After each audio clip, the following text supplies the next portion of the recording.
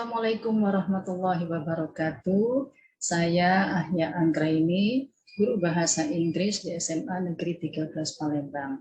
Kali ini saya akan berbagi praktik baik yang pernah saya lakukan mengenai pembelajaran berdiferensiasi pada penulisan teks naratif dengan guide instructions di kelas 11 SMA Negeri 13 Palembang. Apa yang melatar belakangi saya melakukan hal ini? Yaitu dari pengalaman saya mengajar yang lebih dari 19 tahun, saya banyak menemukan murid yang kesulitan dalam menulis, terutama menulis cerita. Karena instruksi dari gurunya kurang jelas, nggak tahu, tidak ada panduan dari guru, jadi hanya secara general saja.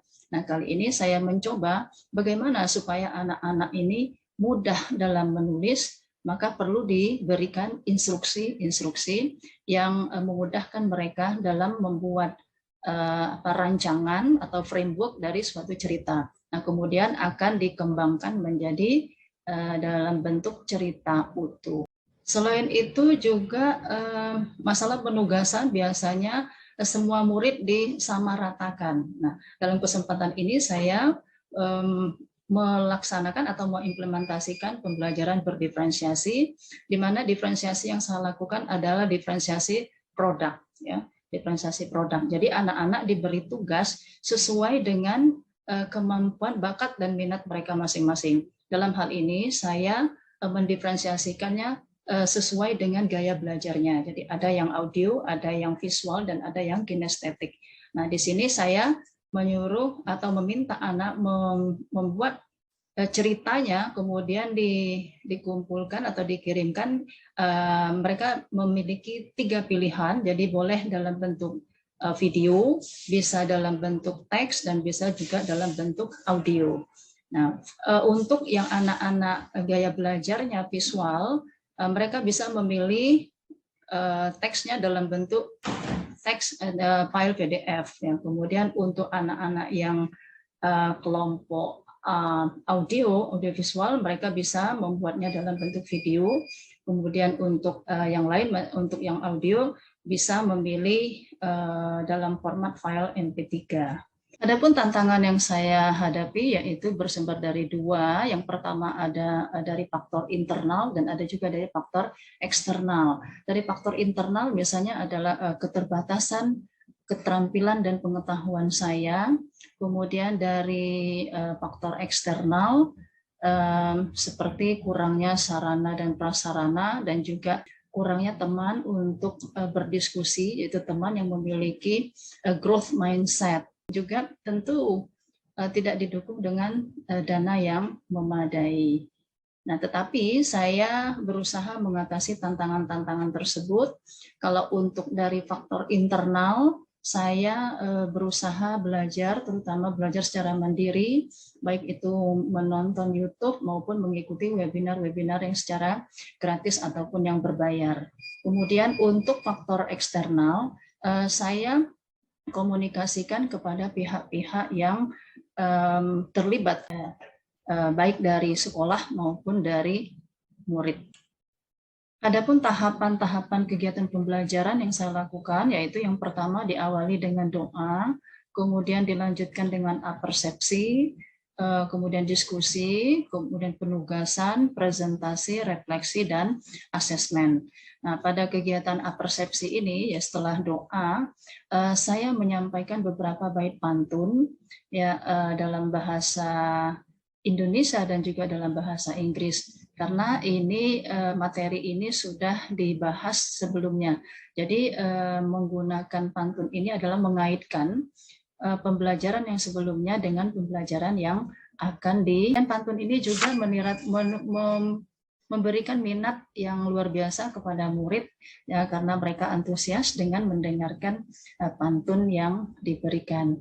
Kemudian pada kegiatan inti, ya saya memberikan kesempatan kepada anak-anak untuk berkelompok, ya, mendiskusikan pembelajaran, di mana materi yang sudah saya persiapkan saya share di grup WA.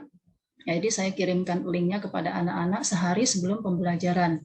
Tujuannya adalah supaya anak-anak bisa memahami, mempelajari materi itu terlebih dahulu di rumah, kemudian di sekolah kami mendiskusikannya apa yang mereka belum pahami.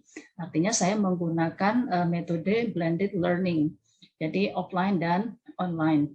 Di kelas ya setelah kita membahas materi, kita mendiskusikan materi, kemudian anak-anak mengerjakan tugas ya secara berkelompok yang sesuai dengan kelompok mereka masing-masing.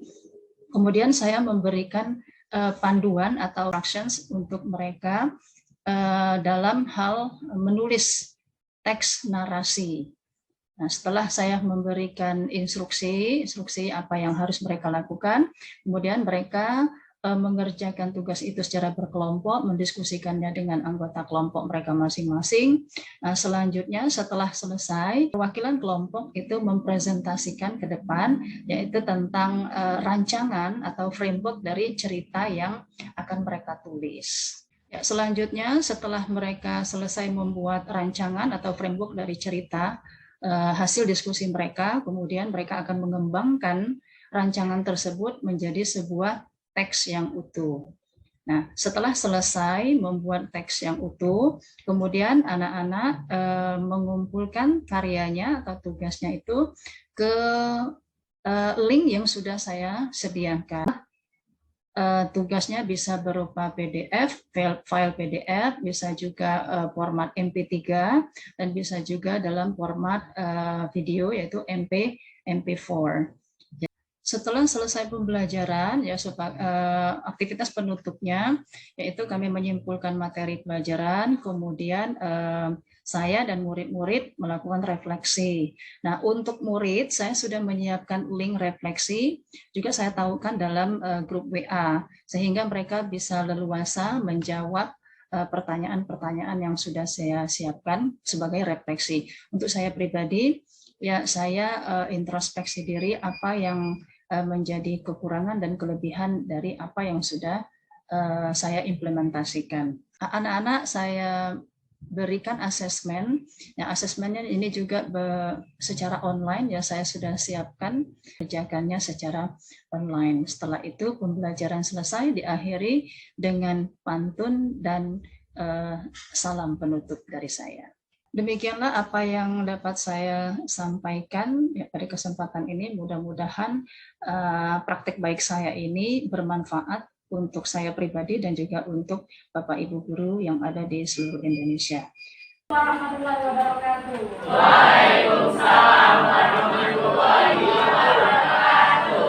Pergi ke toko di jalan rumah. Cakep. Untuk membuka alat penggaris. Cakep. Betapa hati terasa senang. Cakep. Karena hari ini mau belajar bahasa Inggris.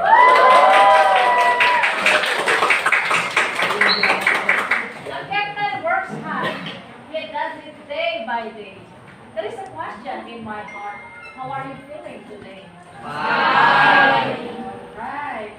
Working hard to get money, to buy roti as well as candy. If you are being happy, let us begin to study.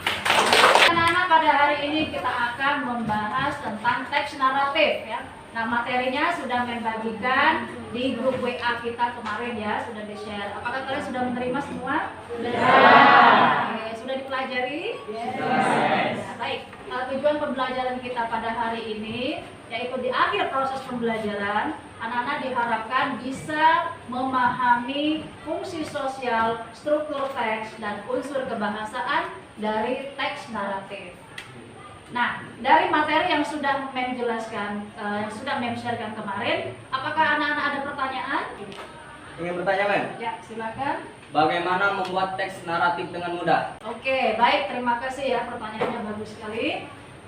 Untuk mempermudah membuat teks naratif, nanti kita akan berlatih ya bagaimana caranya, yaitu dengan mengikuti panduan yang akan memberikan ya. Nanti akan ada instruksi-instruksi, kemudian kalian ikuti dan kalian letakkan di struktur teksnya. Itu dari kapan?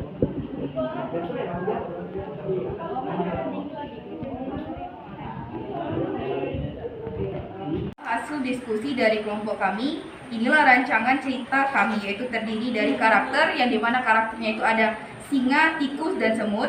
Tempatnya itu ada di hutan rimba, waktunya itu di malam hari, dan permasalahannya itu adalah singa yang serakah dan tamak dengan makanan. Solusi dari permasalahan tersebut adalah yang menasehati si singa untuk membagi makanannya ke si tikus agar tidak serakah dan tamak lagi. Baik anak-anak, hari ini kita sudah membahas tentang teks naratif. Ya. Apa yang bisa kita simpulkan? Yang pertama, tujuan dari teks naratif itu adalah untuk menghibur, ya, to entertain. Akhir dari pembelajaran kita kan sudah share di grup WA, yaitu link assessment dan link refleksi. Ya. Yaitu ikan lohan banyak dicari. Di kolam airnya bersih. Sekian kegiatan kita hari ini. Ucapan salam dan terima kasih.